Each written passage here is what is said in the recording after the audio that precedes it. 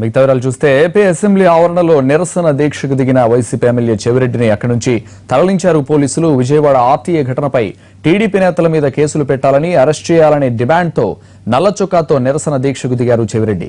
తమ పార్టీ నేతలు అధికారులను ప్రశ్నిస్తే కేసులు పెట్టారని, ఇప్పుడు అధికార పార్టీ నేతలపై ఎందుకు చర్యలు తీసుకోవడం లేదని ప్రశ్నించారు.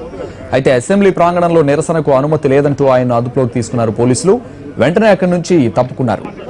ఈ సందర్భంలో వైసీపీ ఎమ్మెల్యేలు అక్కడికి చేరుకోవడంతో ఉద్రిక్త పరిస్థితి తలెత్తింది.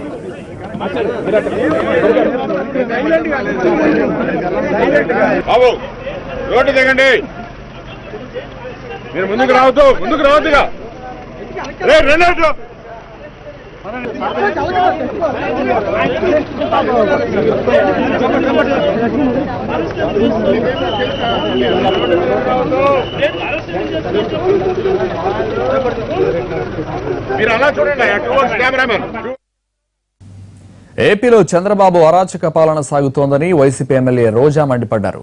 లా అండ్ ఆర్డర్ ను ఎవరూ పట్టించుకోవడం లేదని విమర్శించారు. టీడీపీ నేతలు ఐపీఎస్ అధికారిని డిటైన్ చేయడం సరికాదన్నారు రోజా. ఈ వ్యవహారంలో నేతలపై చర్యలు తీసుకోకుండా సెటిల్మెంట్లకే పరిమితమయ్యారని సీఎంపై మండిపడ్డారు. చీఫ్ మినిస్టర్ కాస్త చీఫ్ మినిస్టర్ గా మారిపోయారన్నారు రోజా. ఆర్టీఏ కమిషనర్ బాలసుబ్రహ్మణ్యంతో టీడీపీ నేతల వ్యవహార శైలికి నిరసనగా చెవిరెడ్డి చేస్తున్న దీక్షకు రోజా సంఘీభావం తెలిపారు. చీఫ్ మినిస్టర్ లాగా మీరు ఈరోజు బాలసుబ్రహ్మణ్యంకి సారీ చెప్పిచేసి అంతా అయిపోయిందంటారే. నేను ఇదే ఐఏఎస్ ఆఫీసర్ల సంఘాన్ని అడుగుతున్నాను.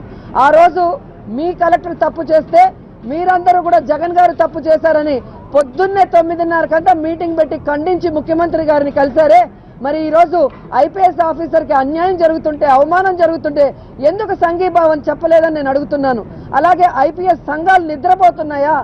కేవలం డీజీపీ గారు ఆఫీసులో కూర్చోవడానికి, వైఎస్ఆర్ కాంగ్రెస్ పార్టీ వాళ్ళ మీద తప్పుడు కేసులు పెట్టడానికి, వాళ్ళని డీటైన్ చేయడానికి తప్ప ఈ రాష్ట్రంలో జరుగుతున్న అరాచకాల్ని ఎక్కడైనా ఆయన ఖండించగలడా, కేసులు పెట్టగలడా? అలాంటప్పుడు అలాంటి పదవుల్లో ఉండటానికి ఆయన అనర్హుడు. ఆయన రాజీనామా చేసి వెళ్ళిపోతే గౌరవం మిగులుతుందని ఈ సందర్భంగా చెప్తూ, ఈ రోజు రాష్ట్రంలో అరాచకాలతో అలాగే ఆత్మహత్యల్ని ప్రలోభిస్తూ ఈరోజు అందరికీ అన్యాయం చేస్తున్న చంద్రబాబు నాయుడు రాజీనామా